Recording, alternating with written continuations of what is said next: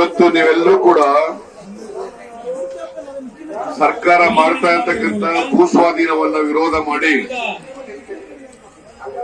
ರೈತರ ಮೇಲಿನ ದೌರ್ಜನ್ಯವನ್ನ ಖಂಡಿಸಿ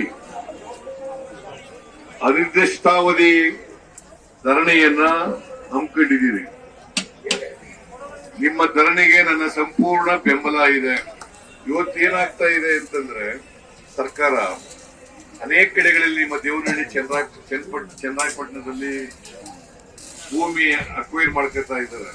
ಭೂಮಿ ಫಲವತ್ತಾದಂತ ಭೂಮಿನೇ ಅಕ್ವೈರ್ ಮಾಡ್ಕೊಡ್ಬೇಕು ಅಂತೇನಿಲ್ಲ.